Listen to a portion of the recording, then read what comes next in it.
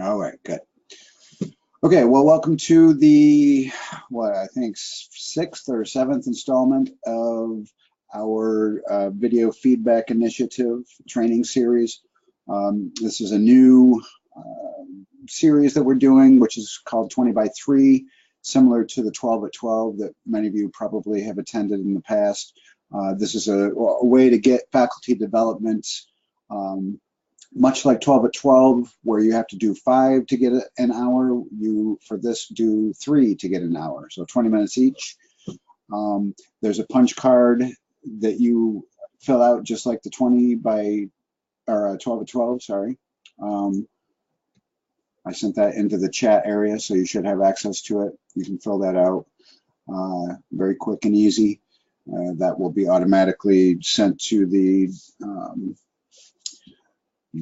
I think to Mike Soliday, who compiles the list and gives you credit. There's also a little certificate that will be sent out. You can just toss that in some kind of a PPAR folder, which is what I tend to do. Okay, so today this is a very particular type of software. So if you aren't operating with Windows 10 operating system, and you're not on a Windows machine, or you don't use a Mac that can run the Windows 10 operating system, this may not be of much use to you, at least not until you get Windows 10 update. Hopefully most of you by now have. It's certainly seems so far to be a far superior operating system to even Windows 7, which was pretty good. In any case, I'm gonna, before we get going, because I wanted to make sure that I had a video that showed you what was going on when operating the game bar. I'm going to play that here shortly. But just to give you kind of an overview, the game bar is a default system. It's a part of the operating system for Windows 10. It was originally intended, I think, to be used by gamers in concert with the Xbox system. And I think you'll kind of see why that is once you see how it works. But the idea was that gamers could record their play while they were engaged in the Xbox, either individually when they're not online, or they could broadcast it live while they were online through Xbox. So it's actually a really useful tool. It's got some limitations, but some of those limitations are actually good as far as I'm concerned. But as long as you know how it operates, this is going to be something that I think could be a really great alternative for video feedback, perhaps in some ways better than Screencast-O-Matic, and I think certainly better than Capture, just because it seems like it's Capture's a bit clunky, I think, in terms of getting it going and saving and getting it all uploaded. Game Bar, I think, offers a really fast alternative. So I'm going to play the video first. Give me a second. I got to get to the sharing area. This one is the Game Bar Basics. It's only like 6 minutes. Then we'll go through it in more detail. But I want this to be very close to the beginning of the training video so that people can see it and use this quick and easy. So let me get this going.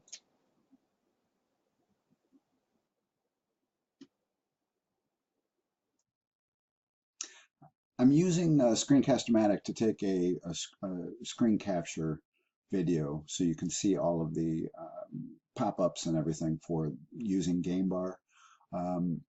So keep in mind that you need to have the app that you want to record open and active on your desktop. So the window needs to be open and the one that you are actually using. So because Game Bar will only record one app at a time, and it will only be recording the app that you're actually using in the moment. So to activate, this is very simple. This is why one of the reasons I really like it. You don't need to open a program. You just do the Windows icon on your keyboard with G. So I have this set up so that it does not remember PowerPoint as a game, quote unquote. So each time it's going to ask me this. which is this way, every time you open PowerPoint, it doesn't ask if you want to record. It's not a big deal either way, but this, I like this so that it's not an issue. So just tell it it's a game.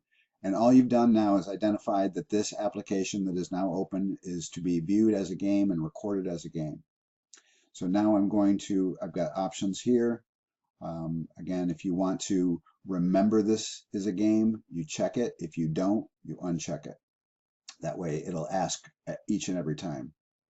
So I'm going to do it again. No, every time you do anything, game bar shuts off, which is another reason I like it, but you need to keep in mind that this is what's happening. So I'm going to do Control G again, or Windows G, sorry. Recognize it. The main things you're looking at here are simply record from now, and to make sure your microphone is on. If it's off, you'll have a line through it. If it's on, obviously it'll be white and active. I'm going to hit record. This opens up a super simple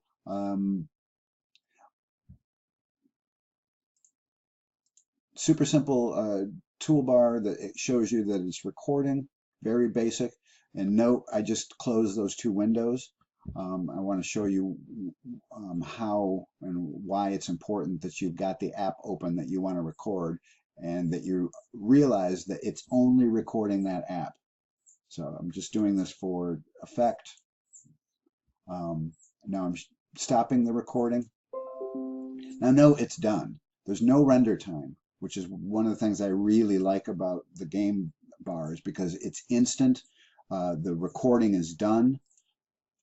Now note that it's saved by default in videos and captures. So I go to, now I'm going to open it. I want to show you what's happening so that you can see that it's only recording that individual app. Hit record. This opens up a super simple, so remember I was closing those other applications. You don't see any of that. So this is one of those really interesting, you could see my cursor, but you can't see anything other than the app that is being used. So this is actually kind of, I think, a benefit of it, so long as you know that that's what's actually happening.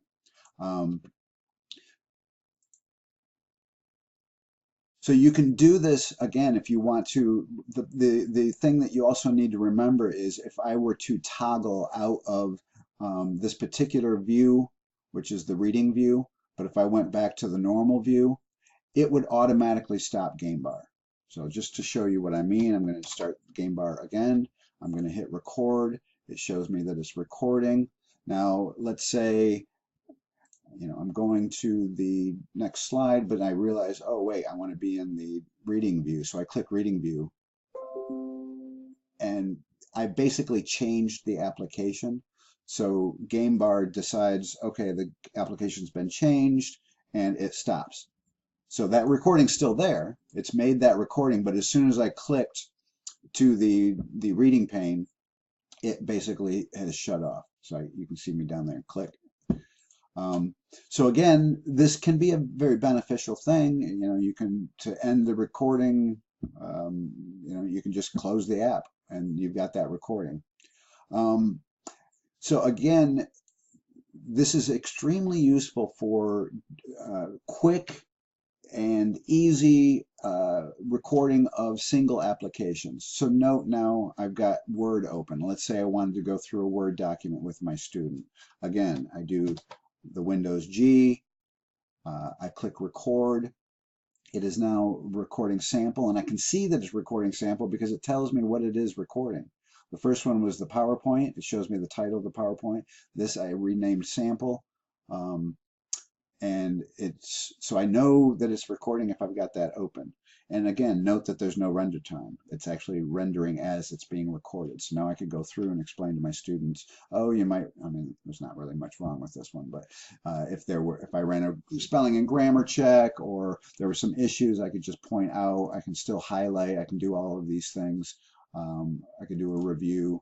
And I could actually do a live review of the Word document that they've submitted, and then give them a video of that, as opposed to just uploading the Word document itself with the track changes or the comments, etc. You can still upload that as a supplement, but the student could just now go through and read that particular or watch that particular video as you go through it. So I'm stopping it. Now note that sample is ready to go. Click play, and it's going through everything that I just did with my audio. I'll actually do a live review if I wanted the Word document. So in any case, I just wanted to give you a basic introduction to how this operates and what its limitations are, but that those limitations can actually be beneficial. So it doesn't, students aren't seeing anything else on your screen, so you could actually be looking at something else, and it's still recording this in the background.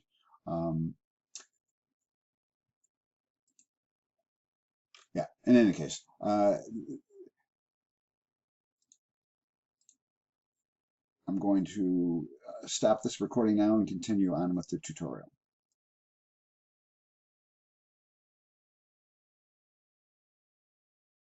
Okay, well, I hope that was, could everybody see this and hear it okay? I see Alexis is asking, does it record audio too or just visual? I think that should be pretty clear can everybody hear me still? Anybody wants to be unmuted, by the way, I'm more than happy to do that.